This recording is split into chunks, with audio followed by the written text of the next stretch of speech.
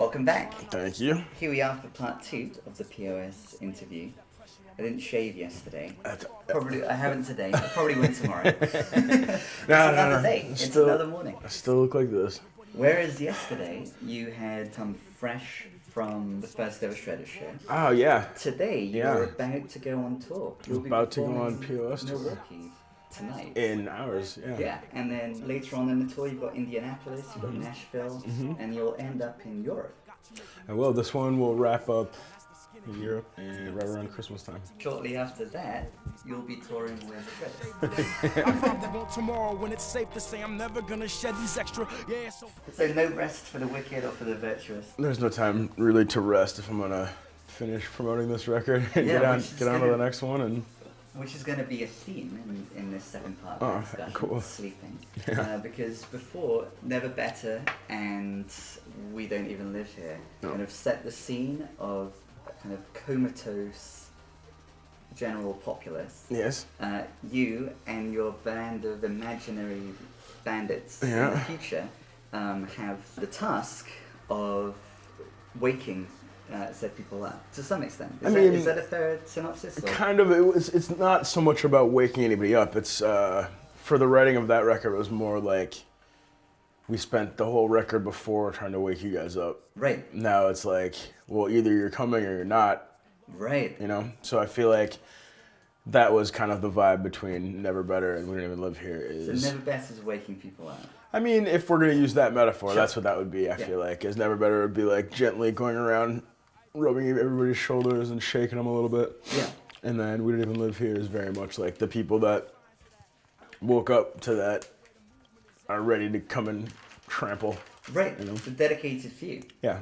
Yeah, which is that the end of Never Better. Yeah, Never Better, yeah. So we encounter a snake there at the end of Never Better. We encounter a snake in Been Afraid when the curse leaves a shell like a snake with fresh scales. Yeah. And then we're going to open with you having been born a snake. Yeah. So, is this snake imagery doing different things at these different moments? I think definitely. I mean, especially if we're talking about like shedding and things like that, I feel like it's just kind of an obvious guy to use the snake. But yeah, the snake also can represent well. It's always looked at as a bad guy, and it's always looked at as kind of like a scummy dude. It's never looked at as like a hard-working dude that's on the ground just trying to get by. Right. But so at the beginning of Children, you're effectively kind of embracing all the things that were never quite right in like life, not in like the ideal or the, no kings not fantasy, like not in like the storyline or the arc I'm trying to make so much as like, well, this is what happened in my life and I'm not gonna get back to the story comfortably until I can drop off some of this stuff now. Like shedding snakeskin, yeah. Exactly. But I think it's impressive that this thing that you're not planning in the narrative trajectory of like the P.O.S. live action roleplay character, but then you do appropriate it and own it. And I mean, you have to. Yeah. I mean, I read a lot, and I am constantly trying to like educate myself and make myself better at a lot of stuff, but my root vocabulary is, it's probably not going to get tons bigger. So it's a matter of like making sure the words that I get to use properly and try not to say the same thing or have the same punchlines or have the same like meanings, unless it's going to fit the story. I know that Craig Finn taught me a thing a long time ago, back in Lifter Puller's last records, like Fiestas and Fiascos and stuff like that. It's kind of like a really well put together storyline. Yeah. And when we were, drinking, talking, trying to figure out like, hey, how do you do that? He was like, I'll tell you a secret. And I mean, I'm sure it was a secret at the time, but I'm sure other people have asked about his writing process, and Hold Steady kind of moved a lot further from it. But I was like, how do you tie this whole thing together? And he's like, well, I got Nice. He's like, I've got the stories, I've got the characters, and I've got like the neighborhoods. And anytime I'm stuck somewhere, I can just pull a reference from one of these other things and just add it to the story. It doesn't, if you don't try to get too into like the practical details, it just kind of lends itself to like a movement. And I think I just took it a lot farther than him because So you create like a world. you create a world, and he created a world, seamlessly. I feel like Lifter Puller songs generally have a lot less words than rap songs. Yeah. And so more words than general indie songs. Yeah. Less words than rap. Exactly. Either way, like there's I was able to take that little lesson from him and kind of spin that into like the long of the record. So he taught Specifically in Chill Dummy? he taught me that halfway through writing Audition, and then I started applying it when I was making everything after that. Right. So that tip of his has come up several times in the course of writing. If I'm stuck or if I'm like, what am I missing? Oh, I can, pull from something that I left in the air in a different song and then try to figure out where that ball landed. Yeah. So presumably around the same time that you were working on heavy metal. Yeah. Good collaboration. I thought it was great. Yeah, but the impact on your songwriting going forward. Yeah, definitely good impact on my songwriting. Definitely good impact on the record, and definitely like there are things I did thinking that they were cool that kind of caught a little bit of recognition from like indie rock circles and stuff that ultimately did benefit me nicely. I got to be on that front end of rappers working with, rock musicians before that was super common. Absolutely, yeah. So we're kind of teetering on the brink of plunging into Chill Dummy at the moment. But on the back of you highlighted that you read a lot. Yeah. And this reminds me of when we were talking about the first record, and in the first interview there was the lyric about poetry, and you were saying you weren't writing, but you were writing this, and that's been kind of at the back of my mind, that comment, because in the opening track of No Kings, for example, there's a poor man's Poe, which is great. So obviously implying poor man's poetry, which relates, but also the previous line relates it to Poe. Yeah. So what is the Poe story? Well, that's it. I mean, I have read plenty of actual poetry. It's just one of those things where the idea of writing in poetry form and calling what I was writing poems always seemed really corny to me, because the people who wrote poems when I was little were kind of corny, and then and also elitist perhaps in a maybe or like girlfriends trying to read me Rumi love poems and things like that, and like not stuff that I'm not into, but just it doesn't lock in the same way with like a dude like me.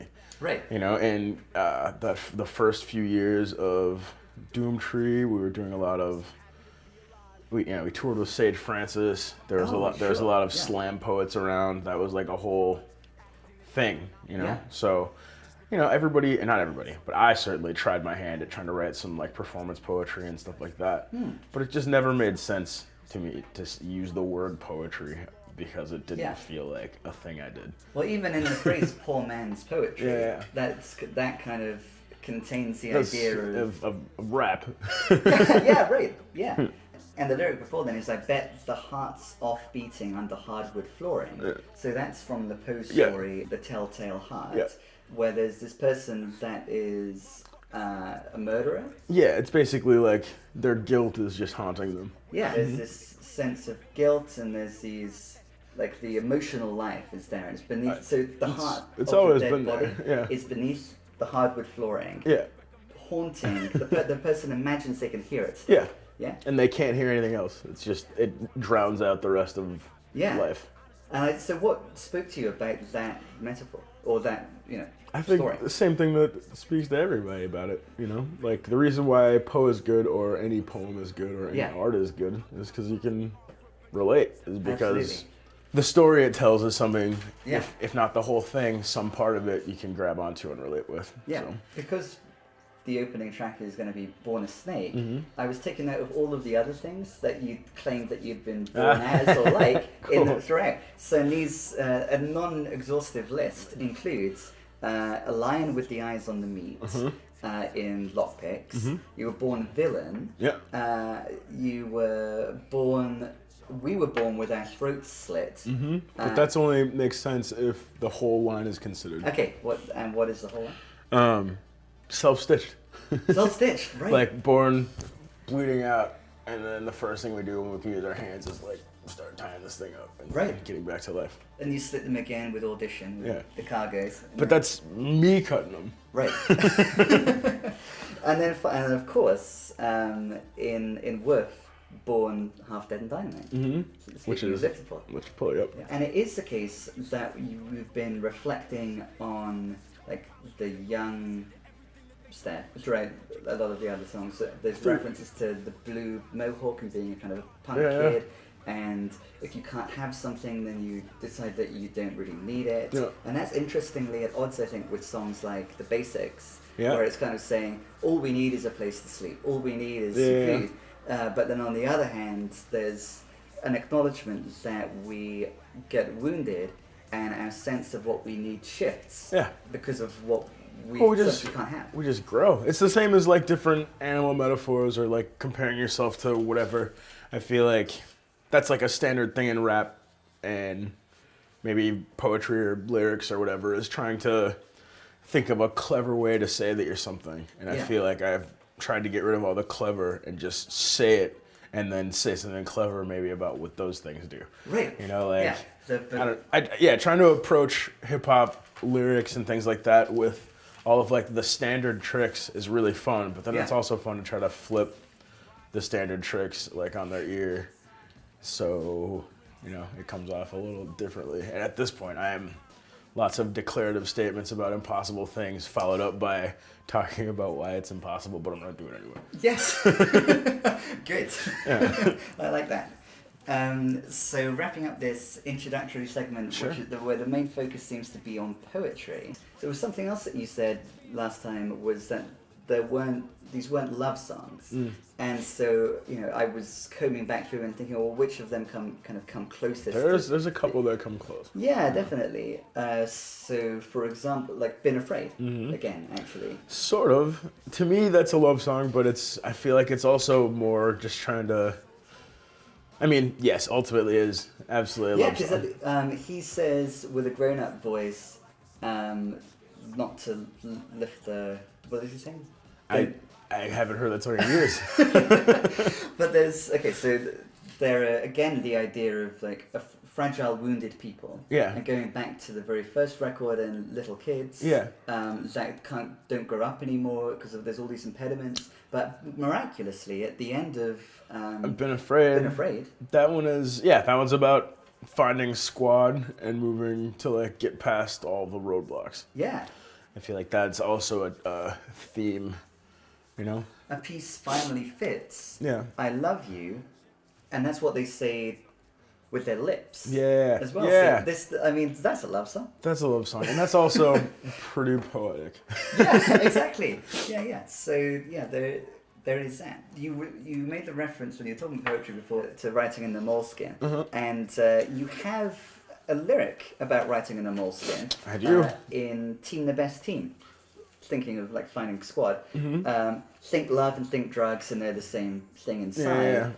You burn holes in the moleskin about that. Yeah. Been friends with a pen, I gave trust to the page. Yeah. So this is nearing the end of our introductory segment. Yeah. I feel like this think love and think drugs. That's obviously something that comes up in Where We Land, like that same metaphor or same connection of ideas. That one's in Where We Land. It's more direct. It's more talking about falling in love by the milligram. Yeah, people who are doing drugs and falling in love when they do drugs, which is like a super common thing out here. But also just like the whole metaphor of love being drugs and all of that. Yeah, that comes up a ton. So even love can be like an ailment or a malady. When is it not? Right, interesting. When is love not a huge problem? I try not to write about it at all. So, and actually in previous interviews, speaking of Chill Dummies, one of the things you've said that you grapple with in the record is like love and lust. Yeah. Like the relationship between those two. Yeah, and like where if any place, do you either fit in my life. As an adult this far in my life. As an artist and as a person who is like writing their future, this metaphor of the pen, like you're a solitary figure with the moleskin, like writing your future and creating yourself. Yeah. And then it's particularly difficult to co-collaborate, to co-write the future. And that comes through in the video that Mercy did for Lanes. Yeah. Yeah. That was a really good pitch on his end. He wrote that whole treatment, and the only thing that I changed about the entire treatment was when we meet at the end, I've run away. Right. Instead of what was gonna happen? Well, we were gonna like be together. A happy ending. A happy ending. It would have been afraid all over again. Yeah. But you seem to be like allergic to to that intimacy, or is that what's happening? Yeah, I think that song and a lot of the references to love in Chill Dummy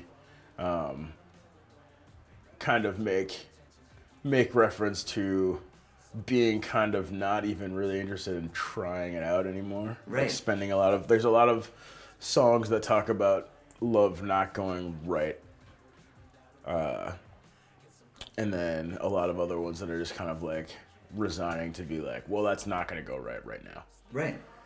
Yeah, wow. That's okay. It's not like, I need it, it's win. Yeah. It's more like, all right, well, this record, Chill Dummy, which takes place in these years, it hasn't been going right. Yeah. So I'm going to figure out why it hasn't been going right at the same time as I'm like kind of trying to investigate all the rest of the parts of me.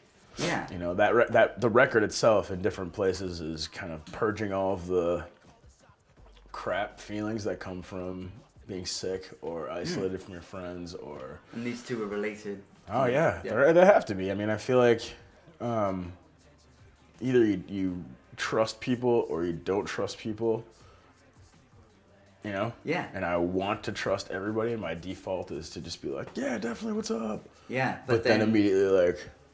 Right. Yeah. Definitely. So, yeah. That is the human condition. Ends up being a problem. Bus driver, in Ow Ouch, refers to there's an apartment room as a space station. Yeah. And I was intrigued, especially when I saw the video for Lanes, and you're stuck in your space station. Yeah. It's like, you're in the little room, like this size with even more screens than we have here. And that's just interesting. Is that a coincidence? It's like that's a coincidence, except for Driver came out when I was working on, we didn't even live here. Yeah. And that room looked like a space station. And he was, I don't know. We sat and talked for a really long time before he wrote that verse. And I feel like that song should have been on the album instead of a bonus track. Same with Sick Pout.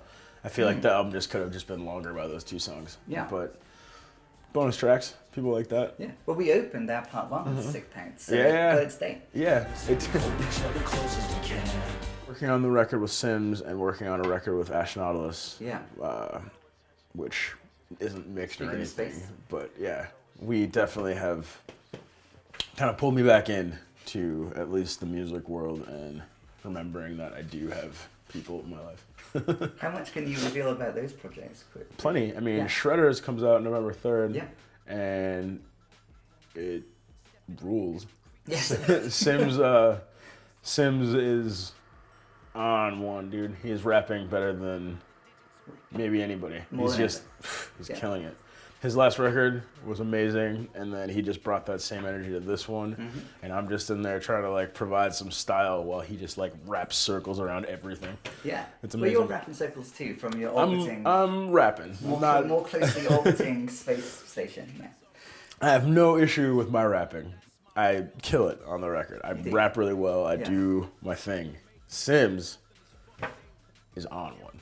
Like people are sleeping on that dude. Like if you give a shit about hip hop, nobody is rapping better or saying cooler shit. It's just he's just slept on. People if they don't check for Sims, they're not checking for Sims. But They should be checking for Sims. Nobody's touching them right now. Hopefully we'll have time to kind of to wrap up with a bit more focus on shredders. Sure. But, I haven't heard of the Astronautalis collaboration. So what's happening? Me and him on Never Better, and what was his record, Pomegranate, I want to say? Yeah. We both did the secret track on each other's record. And that was kind of like the start of the idea of like doing something together. And we put out a record. We've made a handful of songs. Some of them have come out, some of them not come out over, in the last like 6 years or so. Sure. And then we put out a 7-inch and a couple songs here and there. But over this, I want to say August, July. Okay. Yeah. We had 2 separate chunks off where we just drove out somewhere, the Airbnb cabin or April base. One of those. And, and just smashed out a really, really solid batch that doesn't sound anything like his music, doesn't sound anything like my music. Wow. Will it have a different name? 4 Fists is the working title we've been using. 4 Fists. 4 Fists. 4 Fists. Yep. Named Between after, yeah.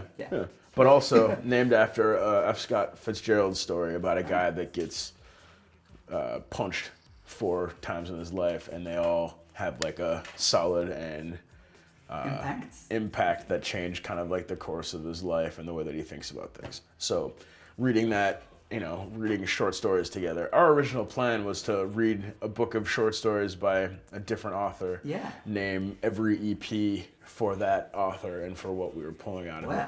And then we just couldn't run that because he runs around the planet twice a year, and because I got sick and I try to run around the planet too. So we just took the last thing we used, which was 4 Fists, which is appropriate. Yeah. And that's the band. Smashed out a really good record as far as I'm concerned. Well, I was excited to talk with you about Poe. Oh yeah. I can talk a bit about you with all kinds of all kinds of literature. Yeah. And Astronautalis also, when he was hearing Chill Dummy ahead of everyone else, he was saying this is not the record that people are expecting. Yeah. It's better, but it's better than the record that people are expecting. He did say that, and I think he was half right. And also just trying to be really nice to me. Yeah.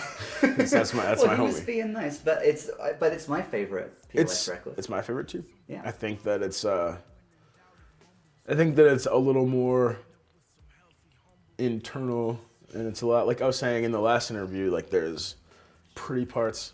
And I feel like the heavier parts are super heavy, and for the first time there's pretty parts that are like extended, and I'm really pushing for it. Absolutely. So the textures on this record definitely go in places none of my stuff has gone before.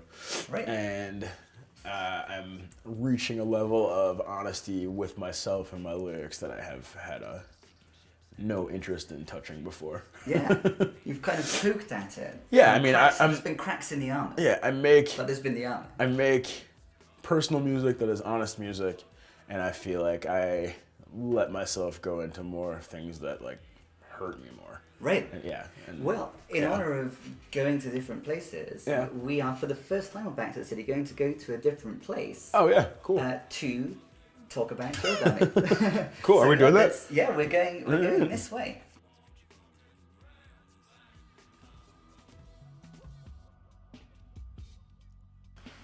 What are we doing? We've broken out of orbit. Oh, cool. Is there gonna be cool post on this? We're gonna be floating. I got bridges, I got matches, but I got limits. You'll never see them. I'll cut and run before you get near them. Bite the hand, despite the trap. Save the body, trust the map. Feet don't fail me, we can bail. Let's keep this shell intact. To hell and back.